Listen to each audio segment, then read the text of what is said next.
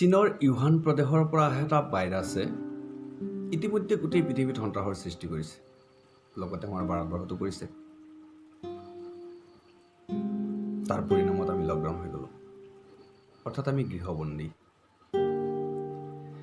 দৈনন্দিন ব্যস্ততাপূৰ্ণ জীৱনৰ পৰা আমি পৰিত্ৰাণ পাবৰ কাৰণে বহু সময়ত আমি চেষ্টাও কৰিছিলোঁ যে আমি অলপ সময়খিনি ঘৰত কটাওঁ, আমি অলপ কামৰ মাজৰ পৰা আহি পেলাই অলপ ঘৰত থাকি পেলাই অলপ ঘৰৰ সোৱাদ লওঁ। এতিয়া যেতিয়া আমি গৃহবন্দী, আজি 3 দিন হ'ল আমাৰ গৃহবন্দী হোৱা অসমত। 3 দিনত যেন আমাৰ আমনি লাগি গৈছে। আমি যেন এতিয়া একদম ঘৰৰ ভিতৰত গোটেই কামখিনি কৰি শেষ হ'ল, এতিয়া আৰু একো কৰিবৰ ইচ্ছা নোযোৱা হ'ল, গোটেই দিন ৰাতি এনেকুৱা ঘৰত থাকি যেন আমনি লগা হৈছে। এটা কথা কওঁ, ঘৰত থাকি যদি এবাৰ আমনি লাগিবই, এইটো সাধাৰণ কথা। এবাৰ ঘৰৰ বাহিৰত ওলাই আহি মুক্ত আকাশৰ পিনে চাবচোন।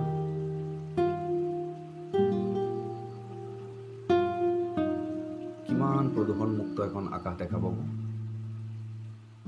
কল্পনা কৰক, এটা দিনত কিমান যান জঁটৰ সৃষ্টি হৈছিল, কিমান গাড়ী মটৰ চলিছিলে, কিমান উদ্যোগ চলিছিলে, কিমান প্ৰদূষণ হৈছিলে। আজিতো নাই, সেইবিলাক চব বন্ধ।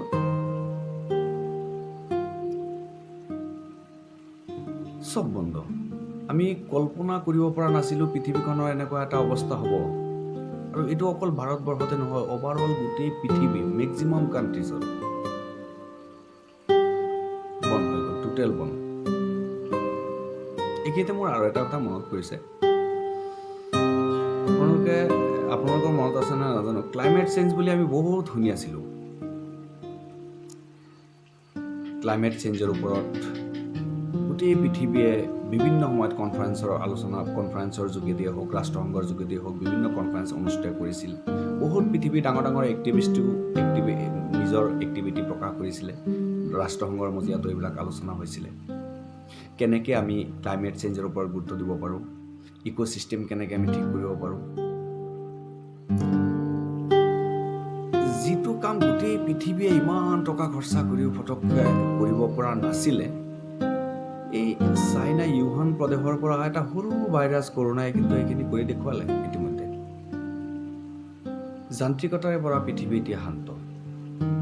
মোৰ এটা অনুমান, কম্পিউটাৰ আৱিষ্কাৰ হোৱাৰ আগতেও চাগে পৃথিৱী ইমান শান্ত নাছিলে। এইকেইদিনত পৃথিৱী যিমান শান্ত হৈছে, যিমান শান্ত পৰিৱেশ হৈছে।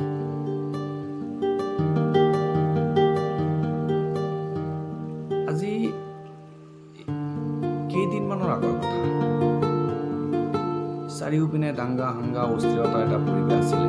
আমি মোবাইল ফোনতে হওক, টিভি খুলিলেই হওক, বিভিন্ন ক্ষেত্ৰত এইবিলাক বস্তু আমি চাইছিলোঁ। আৰু চবতকৈ ডাঙৰ কথা, আমি টিভি শ্ব'বিলাকত যে টক শ্ব'খিনিত চাইছিলোঁ, আমি অশান্তি হৈ গৈছিলোঁ টক শ্ব'বিলাক চাই। অকল হিন্দু মুছলিম এইবিলাকক মেক্সিমাম। যদি লাষ্ট 3 মাহ বা 4 মাহৰ কিবা এটা সমীক্ষা উঠাই আমি ক'ব বিচাৰোঁ, যদি 300 টিভিত কিবা ডিভ'ট হৈছিলে, তাৰপিছত 285 এনেকুৱা হিন্দু মুছলিমৰ ওপৰত হৈছিলে। আজি কিন্তু নাই, এইবিলাক শান্ত চাৰিওপিনে। টিভি শ্ব'ত এইবিলাক দেখা পোৱা নাযায়। এতিয়া দেখা যায় এই চীনৰ ইউহানৰ পৰা অহা এটা সৰু ভাইৰাছৰ বিশ্লেষণ, কি কেনেকৈ গোটেই পৃথিৱীৰ মানুহ এইবিলাক পাহৰি গ'ল। জাতি ধৰ্ম ভাষা নিৰ্বিশেষে এতিয়া যিখিনি ভেদাভেদ আছিল নাই এতিয়া। এইখিনি কাম কিন্তু কৰোণাই কৰি দেখুৱালে, যিটো হয়তো আমি ভবাই নাছিলোঁ যে এনেকুৱা অতি সোনকালে ফটককৈ ইমান এটা পৰিৱেশ গুচি আহিব, যিটো পৰিৱেশত গৈ পেলাই আমি এইবিলাক একো শুনিব নাপাওঁ। কি আচৰিত, আমি এইবিলাক এতিয়া দেখা নাপাওঁ। কৰোণাই আৰু এটা বস্তু উপলব্ধি কৰালে আমাক, যে আমি মানুহ, কোনো কাগজৰ টুকুৰা আমাৰ পৰিচয় হ'ব নোৱাৰে। কৰোণা যেতিয়া আহে, তেতিয়া কোনো কাগজৰ টুকুৰাৰ পৰিচয় হৈ নাহে। গোটেই পৃথিৱীৰ সীমাভেদী কোনটো কোন দেশ, কোন বৰ্ণ, কোন কাষ্ট, কোনে ক'ত বাস কৰি আছে, এইবিলাক কোনো বাছ বিচাৰ নকৰি, কোনো আইডেণ্টিফিকেশ্যন মাৰ্ক নকৰি কৰোণাই সোমালে। এই কথাটো কিন্তু আমি পাহৰি গৈছিলোঁ। এইবিলাক কথা বহুত দিন হ'ল, এইবিলাক কথা আমি পাহৰি গৈছিলোঁ। কিন্তু আজি এইটো বস্তু, আজি এই আৰু এটা কথা জানেনে, লাষ্ট 4 দিন হ'ল 127 কোটি ভাৰতবৰ্ষত কিন্তু কোনো দৰ্শন ডকাইতি লুণ্ঠন কিবা দাংগা হাংগা এইবিলাক একো কেছ ৰেজিষ্টাৰ হোৱা নাই। পৰিসংখ্যাই কয় কিমান অপৰাধ হৈ গ'ল পটককে। আমিতো আচলতে এনেকুৱা এটা পৃথিৱীৰ সপোন দেখি আছিলোঁ। আমি বিচাৰিছিলোঁ এনেকুৱা এটা পৃথিৱী। সেইটো কিন্তু কৰোণাই সম্ভৱ কৰি দেখুৱালে।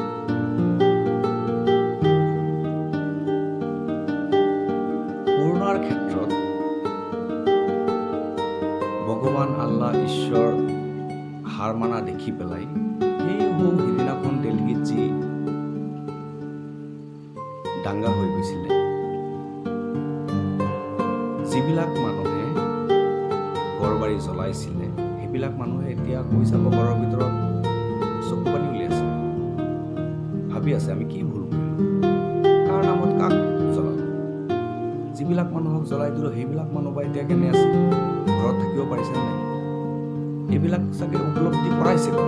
মোৰ এটা বিশ্বাস সেইখিনি মানুহে এতিয়া চাগে যিখিনি পুলিচে বিচাৰি নাপাওক একো ডাঙৰ কথা নহয়, কিন্তু মানুহখিনিয়ে এতিয়া উপলব্ধি কৰিছে এটলিষ্ট হয়তো। কাৰণ সেইবিলাক মানুহ যদিও কোনো জেলৰ ভিতৰত আবদ্ধ নহয়, এতিয়া নিজৰ ঘৰৰ ভিতৰত আবদ্ধ আৰু এতিয়া মুক্ত এটা পৰিৱেশ পাইছে চিন্তা কৰা, আৰু সেইখিনি সুবিধা কৰোণাই কৰি দিছে।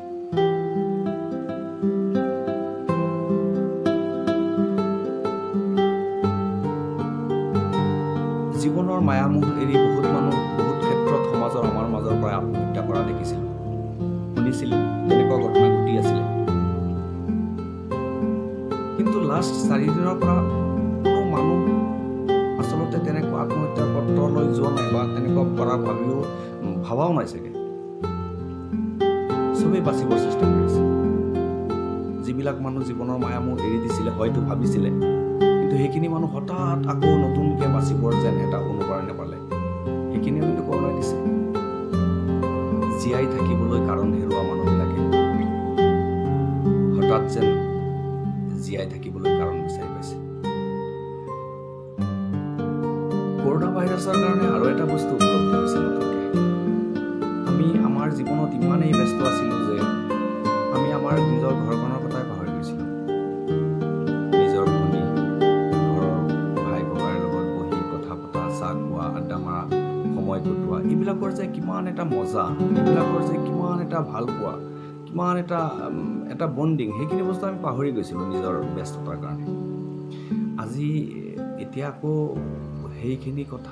সেইখিনি বস্তু আমি উপলব্ধি কৰিছোঁ, কৰোণাই কৰাইছে সেইখিনি কথা।